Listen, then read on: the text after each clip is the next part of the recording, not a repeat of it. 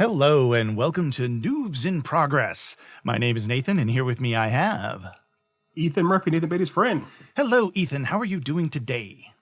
I am doing the exact same as you, apparently, because we have managed to dress like twins. Oh yes, we have, yes. For those who don't know, somehow, Nate and I, for this entire podcast, all 3 or 4 episodes, whatever it might be, have managed to dress virtually the same. So we're looking more and more alike. Our glasses are getting more and more alike.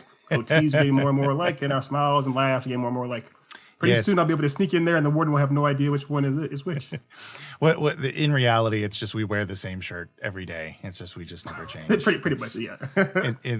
This is the new normal in the pandemic right now. That's the new normal.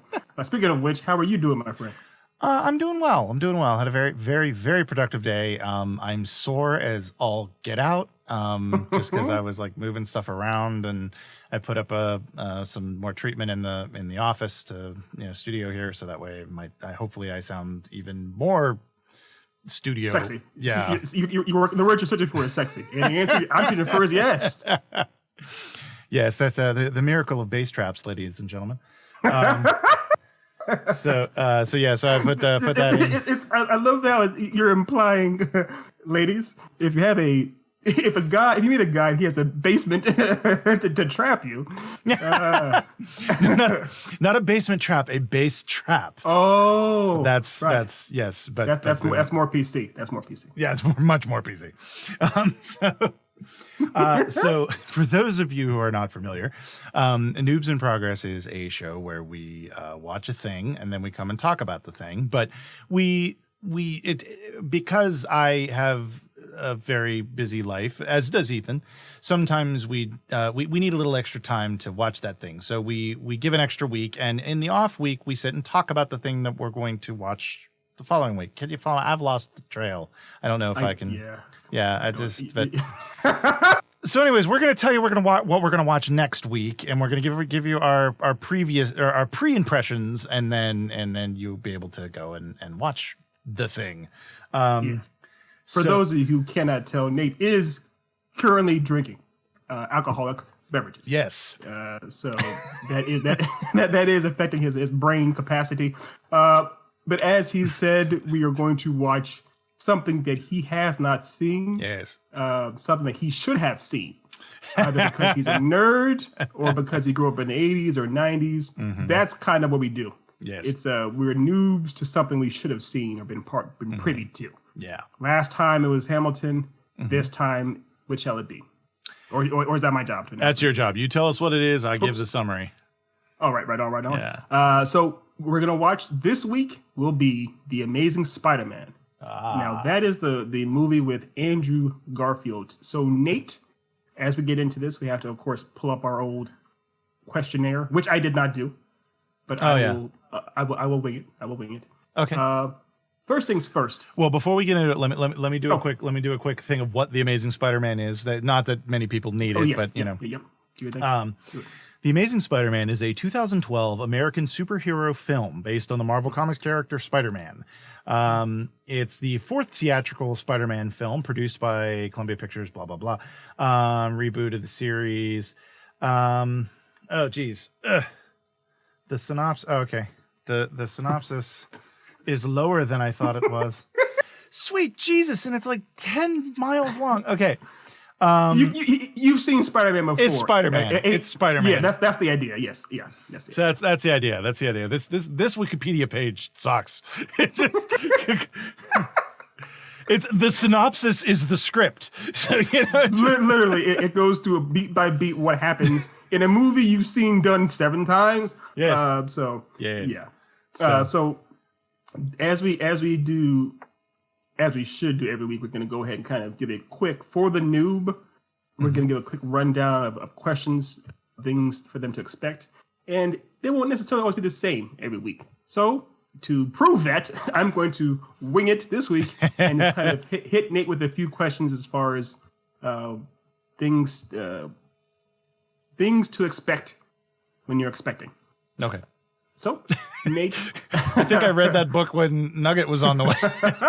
I hope you did. Please, God. You are a father of 2 somehow. It's okay. So, You're telling me. Bragging there. No, they're actually beautiful. I actually saw them yesterday. They're beautiful kids. Yeah, that was yesterday. Yeah, I saw it yesterday. Yeah, it was. Yeah. So time. Yeah, gosh, time is horrible. So what? So the first question is obviously going to be: have you heard of the movie before? Oh, yes, you've heard of the movie. What have you heard about said movie? I haven't seen it, so that kind of tells you a little bit. I can't pull out specifics, but I heard it was. I heard it wasn't great. Heard it wasn't great. Yeah, I heard was that they got the banter of Spider-Man, and from the few clips that I saw while he's fighting and the quips of Spider-Man as he fights, which is very prevalent in the comic books. Like the comic books, he's a very funny character through a lot of his run. And that wasn't present in the Raimi films, in the Tobey Maguire Raimi films. Not really.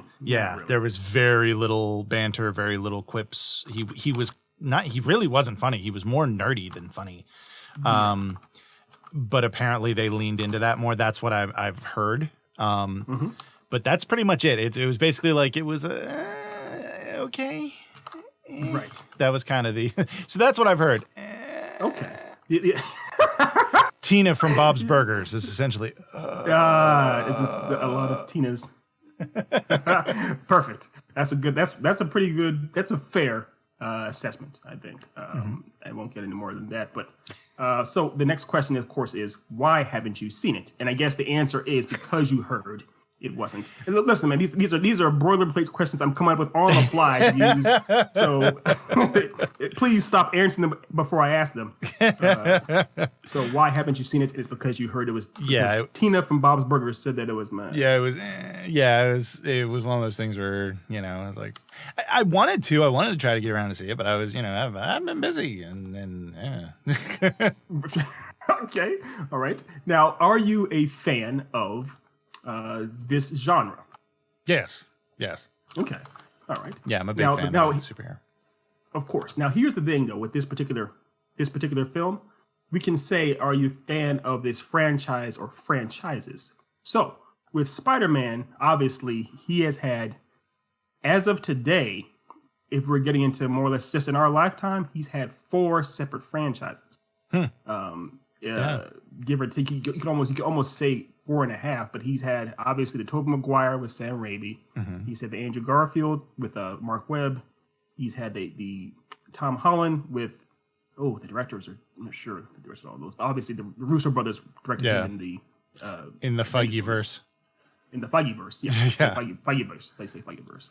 And then obviously we have my favorite, you and I's personal favorite, which is actually Miles Morales. Yes. That still counts in the, which I guess you'd say the Lord and Miller verse. They made the Chris Lord Phil Miller. So, are you a fan of essentially the franchise or franchises of Spider-Man movies on some level? So my favorite Spider-Man is Into the Spider-Verse. Like that was like that whole movie was just amazing, and I cannot wait for the next one.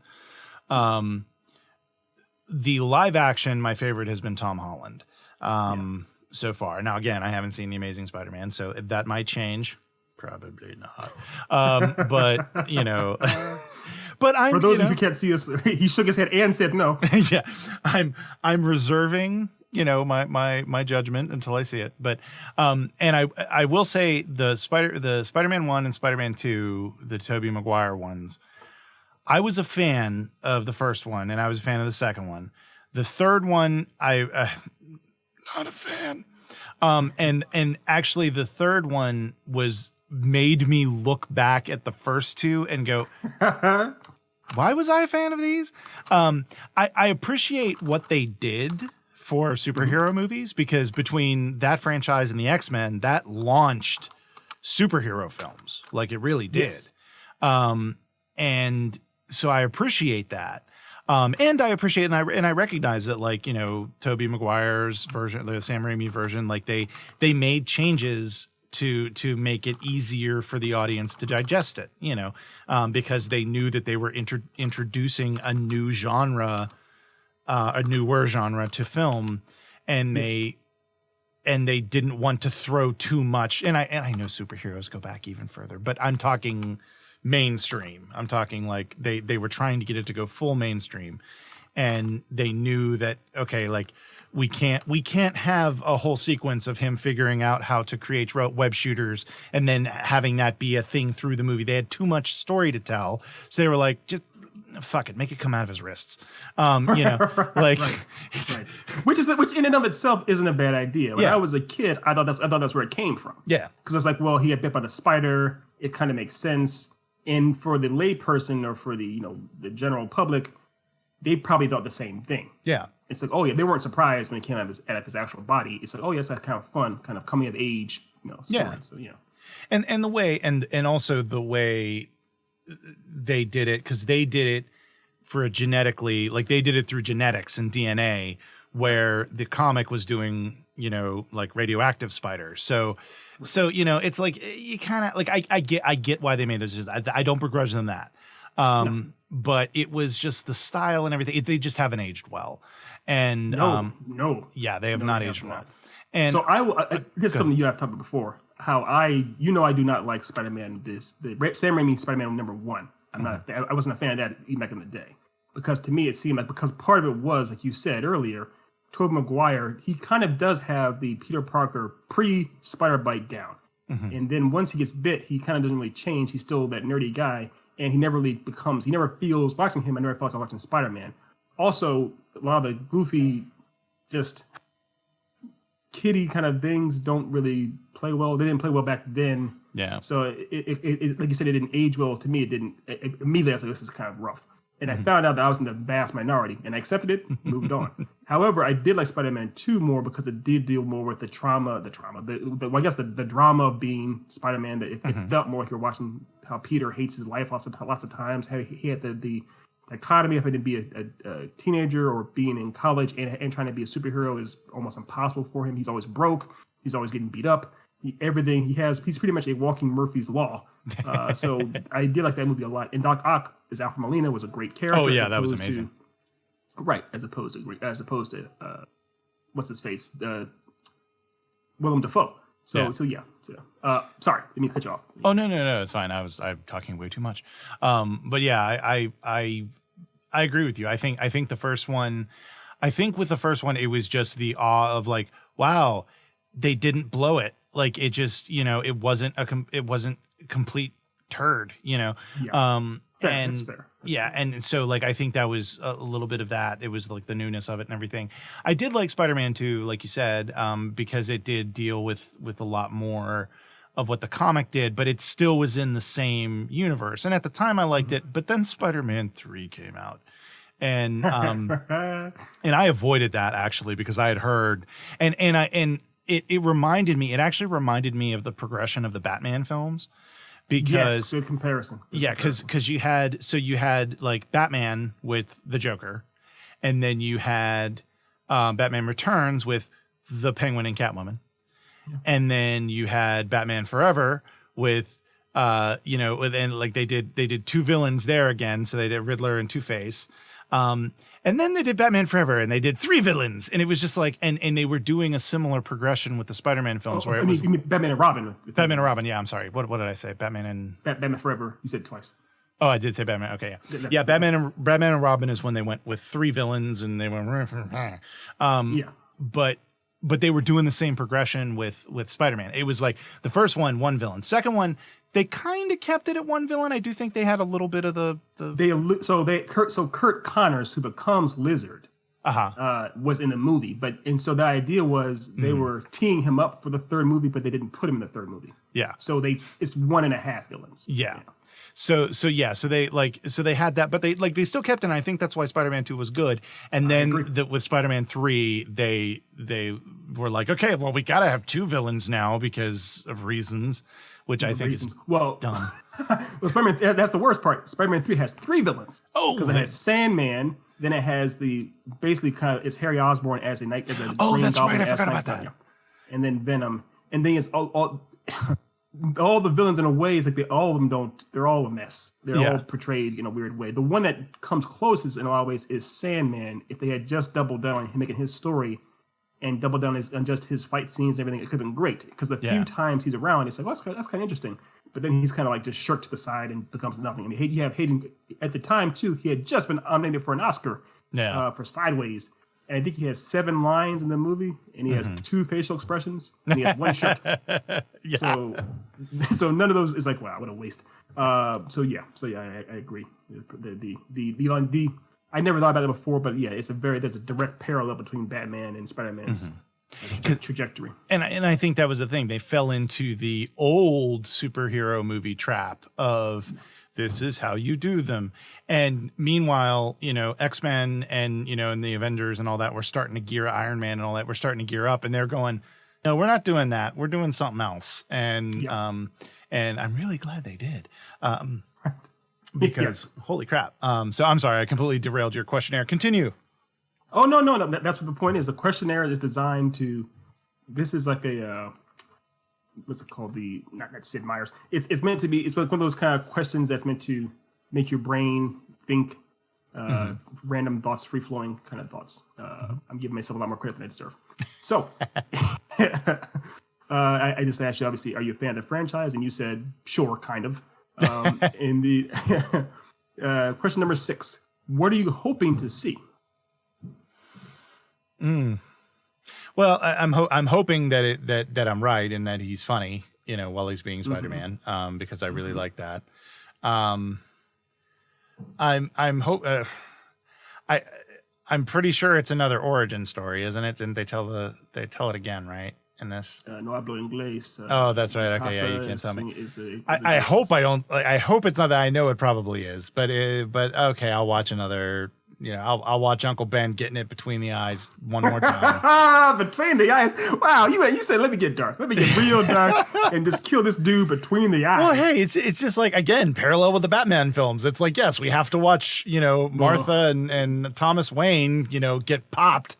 How many times do I have to watch them get, multiple times? Yeah. And it's always the pearl necklace too. It's always the gun has to be. It's like to make sure it's clear. This is how close the impact is when she gets her head blown off. Yeah, like, Jesus. Yeah, exactly. In front of her child, right in front of her small adolescent child. Yes. Yeah. Who convinced her to wear the pearls in the first place because it's a special occasion. Yeah, it's it's like what is wrong with us as a society, as a people? Exactly. But yeah, I just hope it doesn't suck. That's kind of what I'm hoping. Fair. That is the greatest answer you ever given to anything in my life. I've known you for years. So question number 6, the answer is I'm hoping to see that it doesn't suck. Question number 7 is kind of in the same lines. What are you afraid to see? And you can get specific. Like, I mean, oh, jeez. I'll put it this way: what is what is your worst fear with this movie? Like, what's one? Like, remember in Spider-Man 3, the dancing scene with Tobey Maguire. That's when pretty much vast majority of people said, "Oh, I'm out. I'm done." Yeah. What would it be in this movie? I definitely hope he doesn't dance. Geez, that's hard because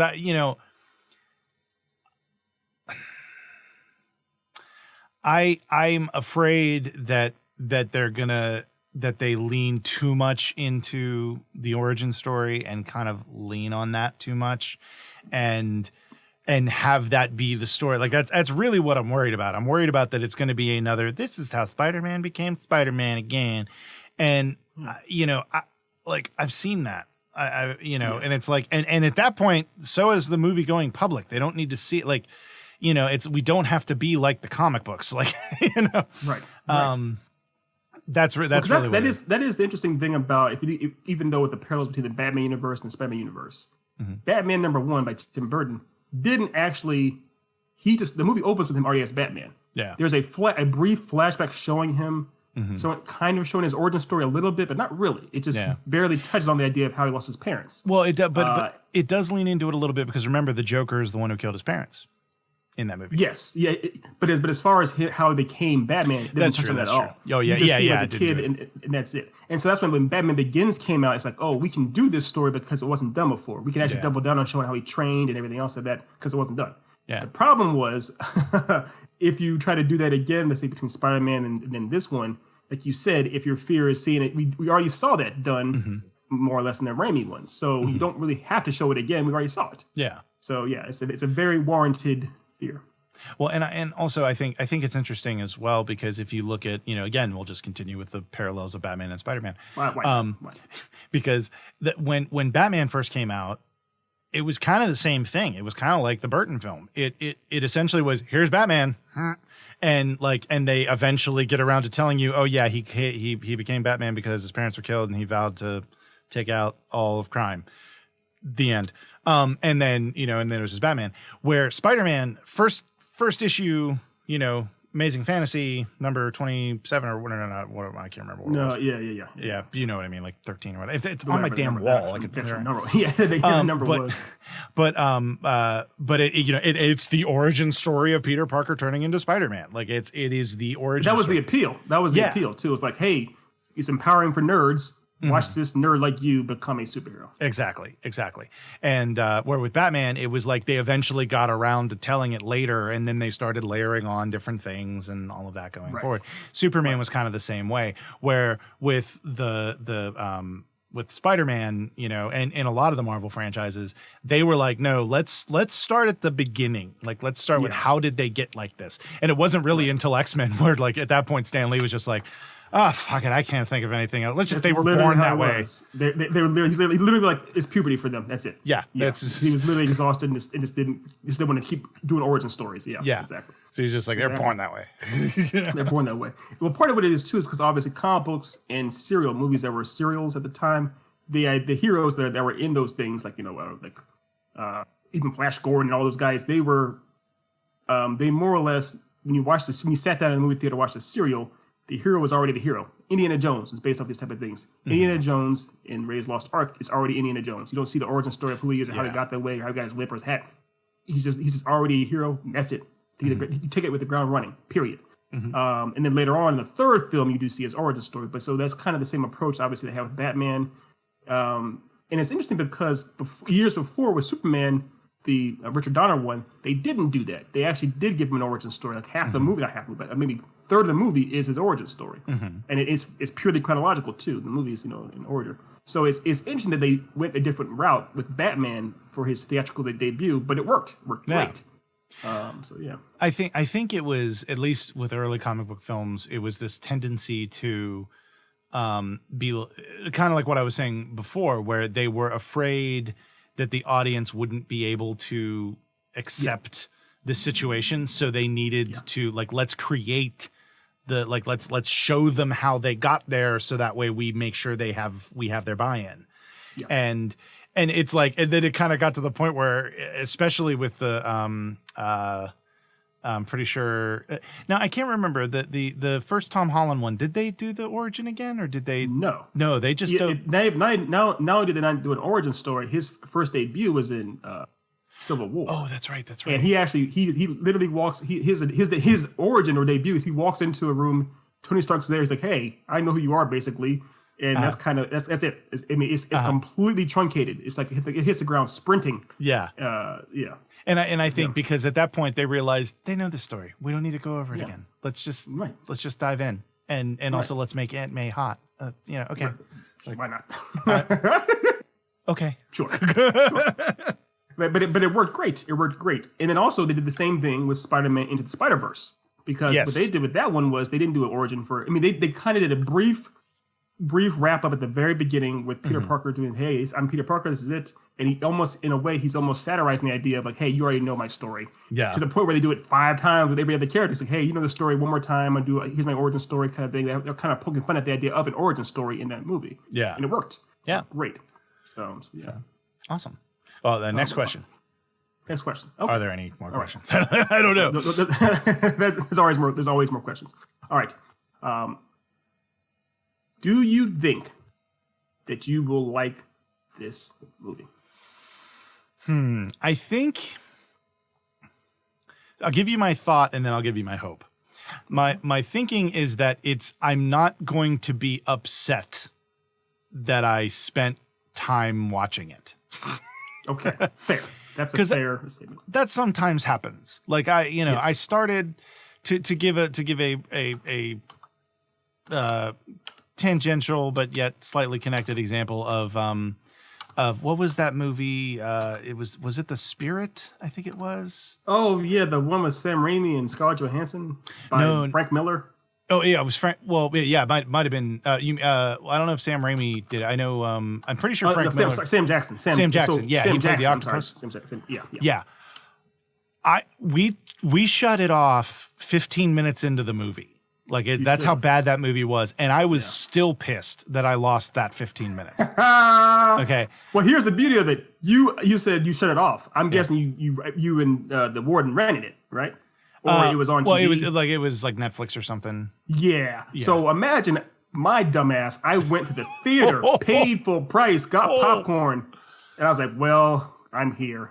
What am I gonna do?" God. Because this movie came out in the days before YouTube, basically. So there really weren't now. Obviously, all us nerds can just go to YouTube and see 1,000 reviews or warnings saying don't go see this movie. Yeah. Back then, it wasn't around. So I went and I suffered.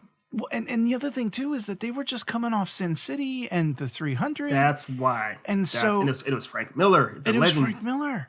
So I was like, oh my gosh, it can't fail. How can it fail? Yeah, how can this be bad? And they found a way. You said 15 minutes. Yeah, 15 minutes. Around that time, I was like, I wanted to leave, but I was like, I paid full price for this. I might as well at least get like popcorn. Oh, it was painful. That 15 minutes was painful. I probably, if I was in your shoes, I would have left. I probably would have walked out of the theater because it was horrible. It was just so bad, and it was like, and I felt so bad for the actors because you could kind of tell that they were like, why are we doing this? It was bad. But there's a couple times definitively where you see Scarlett Johansson like, oh, why am I doing this? Even though Sam Jackson committed, there's a part where did you and the warden see the part where Sam Jackson is literally wearing like a Nazi uniform and dancing? No, I don't. No, we didn't get that far. I'm pretty sure we got to like just a little bit after Sam Jackson gets on screen, and we were just like, oh, sweet Christ, and we were like, yeah, even he can't see this movie. Even he can't. Yeah. Like that's what we were hoping. We were hoping like, well, at least he'll add an entertain. Bye. Made it worse. And pause. Yeah. Stop. Please. Delete my account of Nick. Yeah. It's bad. So what I will say, spoiler alert, this movie is not that bad. Okay. There's no reality under the sun in which any movie is up there with the spirit. Yeah. I will say my hope. So that was my thought. My thought is I think I'm not going to hate it. My hope is that I will enjoy it. It will be a it won't blow my socks off like Infinity War Endgame or anything like that, but I will enjoy the time that I spent watching it. That's kind of my hope. Of course. And obviously it's having reasonable expectations, because obviously this was pre-MCU. This was at a time, well, I mean, maybe not. MCU may have started, but this was before, obviously, Spider-Man was a part of that. The MCU was very young. Mm-hmm. So they were still trying to figure out the best way to handle this character. Because this was 2012. When did Iron Man first come out?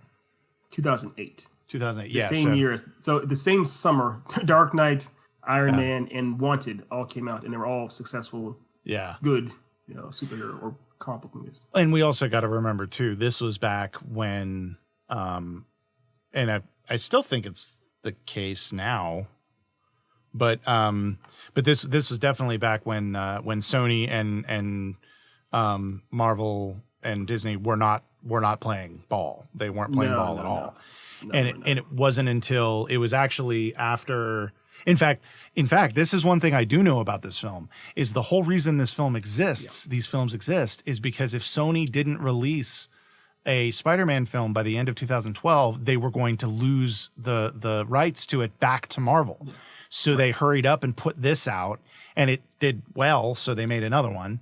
And then it wasn't until after that, when they were looking at what was happening over in the Marvel universe, that they were like, maybe we want to get in on that. Right. Yeah. Begrudgingly. Yeah. Exactly right. So, Well, that is the final question that I have. So I'm very, very, I'm excited. I'm excited to see what your take on it, because we're going to have a fun, it's going to be a very interesting exchange, because there's a lot to dissect in this movie in general, because regardless of how you feel about it, it kind of reminds me of, I know you haven't played the game Last of Us 2 yet, but Last of Us 2, regardless of your take on it, controversial, what have you, there's a lot to break down and dissect about it.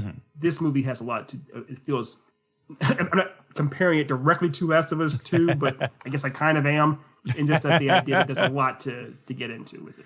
Yeah, I'm very interested to see, because last week we did Hamilton, and we both liked it, and we both loved it and everything. But I think there was one interesting thing about it that I realized after the fact, and that was the fact that Hamilton was all up in my wheelhouses, and it kind of really wasn't much up into yours. There was a couple things on it that you liked. Like, you liked it, you enjoyed it, but it's not like we can't sit there and talk about musical history.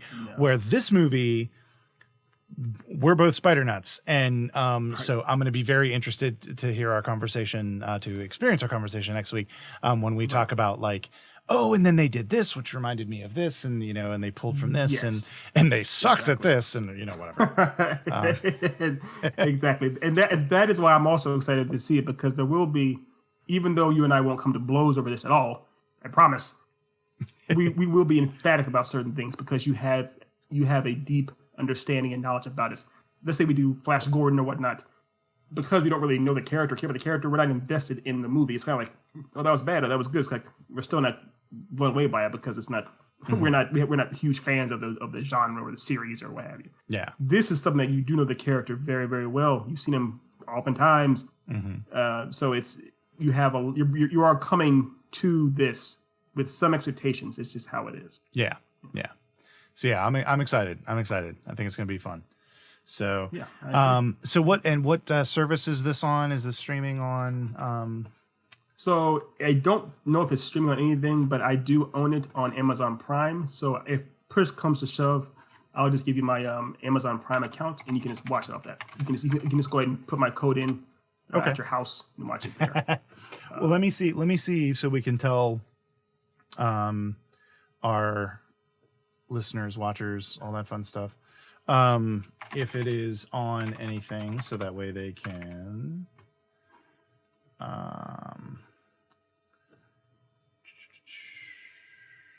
Yeah, you are right. It's not on the streamings right now. And it's one of those things too, where even though Disney Plus has all the MCU stuff, they don't have that. They don't have any of the Spider-Man movies. Yeah. Let's see. Yep. Nope. Not on anything yet, but we'll work on getting it. So if you guys just want to check it out, if you've already seen it, then you don't need to watch it. You just tune in next week. Yeah. Right. But if you want to, I can give my Amazon Prime account to everybody. I mean, if you want it, I mean, I trust you won't buy things you don't need. Please don't. No. Yeah. I'm doing that. Well, there, and you can rent it, but you can rent it from Prime, Apple TV, even YouTube has it for rental. So, you can do that as well. So that's where you can find this week's, Amazon, The Amazing SpiderMan.